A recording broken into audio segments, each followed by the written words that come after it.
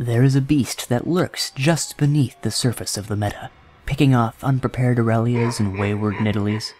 No one ever sees him coming, but before they know it, he's there, making the mid-game a living hell and the late game a waking nightmare.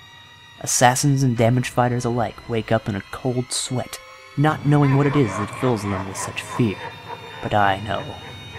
He is the terror from the north, the unholy harbinger of crowd control, and the behemoth that for God's sake should not be hitting you that quickly. He is attack speed, bruiser, top lane, Braum. To friends I am Snowfall, to enemies I am Avalanche. Not even joking, Braum is surprisingly effective as a brawler and a duelist once you get some attack speed items onto him, as well as the usual bit of beef you get on Braum in any case. You should probably ignore the jungle entry there in that list of games. That experiment didn't really pan out. So, why is Braum top effective? In my mind it comes down to three main things. First of all, his Q has some excellent base damage values, it has a low cooldown, and it scales in your health, which you'll probably be buying anyway as Braum, though not as much as you would be if you were playing him as pure tank or as support. Second, even if Braum loses his lane, which, sometimes happens, he has so much teamfight utility built right into his kit that he can easily just tag along with someone on his team who's doing better than he is, help them get a ton of kills, and then get right back into the game where he would have been if he'd done well in his lane. So he's a threat in and of himself no matter what. And finally, his passive. Against squishy top laners and pretty much anyone after the laning phase is over, the first tag of his passive can pretty much mean instant death, as soon as someone gets there to proc the stun at least. What's more, Braum deals bonus magic damage in the time between them being stunned and when they're able to be stunned again. It's not a huge amount, maybe one really cheap item's worth of magic damage, but it can be more than enough to swing a duel, finish off a carry, or at least bypass foes who have built a lot of armor. So before we get started playing Braum in top, let's get some runes, masteries, and summoner spells out of the way. I'll be the first to tell you that doing the math for the runes and masteries and getting the optimal build is far beyond my lazy ass, but I've got some generic sets that have served me well thus far. If you're more of a numbers person than I am, you'll probably be able to note some inefficient choices or just bad picks that I've made, but while I'm interested in hearing about those, I wouldn't stress about it on my account. I survive with what I have, so these are my recommendations. For runes, I have armor and magic resist, attack speed, and either lifesteal or move speed. Braum's natural sustain is not really very amazing, and the lifesteal doesn't do much more than slap a band-aid on that weakness, but the band-aid is certainly better than nothing against certain opponents. If you're of the opinion that you would rather outrun them entirely than take hits and try to heal it back off, you should probably go with the move speed option, but either one will serve you well enough. Masteries, I'll be honest, I usually throw these together from a guide or just wing it and throw points willy-nilly. In this case, I'm using a generic 921 bruiser page that I use for a lot of my tops, like Gnar, and sometimes if I'm playing someone that nobody else does, Gangplank. As I said before, Braum's natural sustain is pretty bad, and his tankiness really doesn't take off until you're a few levels in and have some items, so having as much defense working for you as you can definitely helps in the early game. Finally, summoner spells. You have a few options here. Teleport is great just in general if you think you're going to try to swing other lanes for using your CC for ganks. It's also helpful if you get a bad lane matchup so you can come back to lane fairly frequently after having to back off. Alternatively, you might prefer Flash. For all his CC, Braum isn't really that hard to kite, so being able to close the distance quickly can net you some pretty serious advantages in lane. Ghost can fill the same void, but you still run the risk of being hit with CC and kited there. Finally, I do have a bit of a love affair with Ignite. I take it on pretty much everyone I play, and sometimes even as supports if the ADC doesn't have it themselves. It's a personal problem, but one that pays off fairly frequently, especially if you like trying to duel people who have sustain or major lifesteal. Alternatively, you could run Exhaust as well if you think what CC you have isn't enough. So alright, you've made it through Champ Select, you floated into the game, and you're about to head to lane. What items do you start with? Almost exclusively, I start with the Doran's Shield and Health Potions because of the aforementioned sustain issues he has. On the other hand, a Crystalline Flask might do much the same for you, especially if you intend to be throwing around a lot of Qs in lane. If you're feeling more aggressive, a Doran's Blade, Longsword, or Dagger are all viable options, but you might want to keep in mind that you aren't going to be able to shrug off the incidental minion poke, nor the poke from the enemy champion themselves, so you'd better hope that your jungler ganks early and often, or else you'll be heading back to base pretty frequently. For the way I build and play Braum in top, he basically only has two main items early in the game. You want a Blade of the Ruined King, also known as Bork, and you want an Iceborne Gauntlet, frequently called the Frozen Fist. Bork, while it won't solve your sustain problems, can ease them significantly, and the active on it will help you solidify kills in lane. Frozen Fist, on the other hand, has everything Braum wants. AP for some minor ability scaling, mana for some ability use, cooldown reduction for more ability use, and a passive effect that's great for putting the hurt on your enemies as well as slowing them down to hold them in place for applying yet more CC. If your lane opponent has been a passive laner or is dealing more magic damage than physical, I'd start with the Glacial Shroud for the mana and CDR and then immediately rush for the entirety of Bork. If they've been more violent, the Glacial Shroud will probably still help no matter what their damage type is, but you should stop building the Bork around the Cutlass and then focus on defensive items to better survive their attacks. Speaking of surviving, defensive items on Braum are a given. After all, you're going to be sucking up a lot of skill shots later in the game with your shield. In my experience, just a Wit's End will usually be enough MR for most of the game, so long as there isn't more than one or two threats hitting you with large amounts of magic damage. The extra attack speed also feeds right back into shredding folks with your passive. Health is a bit more of a critical stat, and a Giant's Belt item is probably your best bet in that regard. I'm personally a fan of Sunfire Cape, but Warmog's Armor or Randuin's Omen could serve you just as well.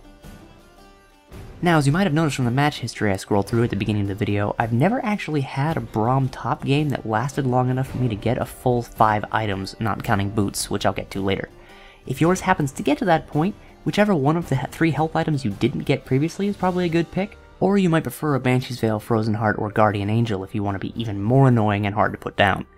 Basically, you'll want the Bork, the Gauntlet, probably the Wit's End, and after that your goal is just to not die, so work towards that. Boots play into the not dying, of course. Merc Treads are pretty much never a bad call in a game with AP or CC heavy threats in it, but I'm also a big fan of running Boots of Swiftness on Braum. Not only does it make you a bit better at chasing people down, but it also means that you can move a little bit faster through teamfights in order to get up your shield or catch your teammates to leap onto them and defend them. Exactly how top Braum plays out for you will vary wildly depending on who you're sharing the lane with. In my experience, top opponents with high sustain, wave clear, and bullying tendencies can cause some real problems during the early game for him, particularly if they're also really hard to kill. Renekton, Riven, and Garen are especially hard on Braum before factoring in jungle help, and Rumble may or may not be the same way, but that is a matchup I've actually not personally encountered yet. Semi-frequent tops like Nidalee and Vlad, whose damage mostly rests in one heavy-hitting ranged ability, are far easier to overpower and defend against in the most part. However, if they do outclass you significantly, they can still get around your slight advantages. Somewhere in between those two groups are champs like Gangplank, Aurelia, and Gnar. While a large, or just noteworthy in Aurelia's case, portion of their damage output is shield blockable, they have sustained wave-cleared mobility potential that could allow them to outmaneuver or outlast the relatively short-winded Braum laner. In any of these cases, however, what really makes or breaks the Braum lane is the jungler. Probably more than any top I've ever played, Braum really depends on his jungler to get rolling.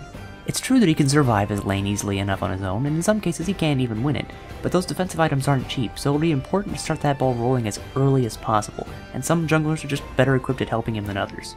A surprising number of common junglers, Amumu in particularly recent memory, are on the low end of the helpful spectrum, usually because their attack speed's quite low, and thus they have trouble helping Braum proc his passive. The likes of Jarvan and Udyr are better in this regard, but they both still rely heavily on single-use CC abilities to get close to their target in the first place, Jarvan's ult notwithstanding. Vi and Wukong have proven to be some of the more effective junglers for me in the past, as their kits both contain swing reset abilities that allow them to pop Braum's passive almost instantly, and they have gap closers that are short-ranged enough that Braum can potentially catch a ride into the fray with them, while also being harder for the enemy to predict the angle of approach or kite them. Above all other junglers, however, Nautilus has proven to be the most lethally effective partner to Braum. Imagine this. You're the lane opponent of a Braum top. He's more or less stuck to farming right now. Maybe he's gotten a bit of poke on you, but it's nothing serious. Suddenly, there's a gank. That's fine. Those happen all the time. You have flash. Oop, he caught you with Dredgeline. But that's not too bad. Now you're stunned by his passive. But that happens. Now you can, no, there's Braum's autoing you and killing you and not autoed you again, and he reset with his shield, so you're stunned again. But now you're free to flush, and no, you have 2 different slow abilities that just hit you, and they've caught up again. Well, it was fun living while it lasted. What's more, these 2 juggernauts of CC Annihilation can feed off each other like this for as long as they want, assuming they don't get stomped on. Top lane ditches to roam, so do they. Late game shows up, I hope your assassin didn't feel like moving today, and so on and so forth. Basically, it's a recipe for supreme frustration for anyone they come across, so long as they get going early. A bit mean? Probably, but it's effective. While we're still on the subject, Leona can do a surprisingly effective imitation of this jungle setup, given that she has a strong gap closer and a swing reset of her own.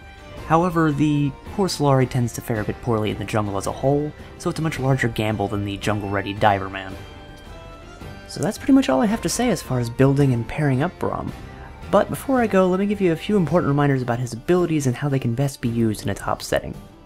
Braum's Q, Winter's Bite, is great poke at early levels and doesn't drop off by much as time goes on, but it's also your only non-ult, non-passive CC, and your only way to quickly build up your passive stacks on your lonesome. If your opponent is smart, they'll harass you whenever it's down. So try to refrain from just tossing it out as poke or to catch low minions if you're trying to keep yourself healthy and get ready for a gank in the future. His W, Stand Behind Me, doesn't actually require a secondary target to be used. If your shield is down and you just want to double up on defensive steroids, but you lack allies and minions, you can always just pop it on yourself. Additionally, keep a close eye on where your minions are at all times in your lane. If you're caught out or you get ganked, you might still have an incoming wave to leap to safety. Alternatively, if you're holding back when your opponent moves into the minion wave to farm, you can use a forward melee minion to leap farther in for some quick auto attacks, or even a Q if you want to smack them enough to proc your passive and get some passive damage on them. Not only does it close the distance for you, but you get some nice defensive bonuses so you can possibly swing the trade in your favor. Braum's E, Unbreakable, is still useful even if your opponent lacks ranged particle attacks. Yes, it blocks ranged particles, but everything on the side your shield is facing does get reduced in the damage it deals. Even better, you get a small movement speed boost for as long as the shield's out. It's good for falling back from an engage or a gank, but it's also viable for popping up to chase an enemy who's a little bit faster than you if you want to also prevent them from hitting you quite as hard while you're running around behind them. Finally, his R, Glacial Fissure, leaves a powerful slow zone in its wake. Even if you don't think you can hit and knock up your target due to jukes or distractions or things in the way, you might still be able to use it to lock off avenues of escape, so try to aim it along those directions if you can help it. It might be a sad waste of the damage if you miss, but if it prevents your opponent from effectively running away, you might still nab the kill. And don't be afraid to let it loose if you're dueling an opponent. It's got a pretty short cooldown as far as ults go, and those seconds they spend airborne and effectively unable to run away will still give you plenty of time to get another passive stun on them and keep dishing out free magic damage. And that's pretty much all there is to it. Thanks so much for watching all the way through this video, especially since it ended up being a lot longer than I'd originally expected or intended it to be. If you enjoyed it, give it a like and spread it around. Can't promise any other videos like this will come up again on this channel particularly soon, since I'm a horrendously slow editor, but it'd be awesome to see more people playing my favorite off-build every now and again. Thanks for watching, folks, and remember... Mother always said, float like iceberg, sting like thrown iceberg.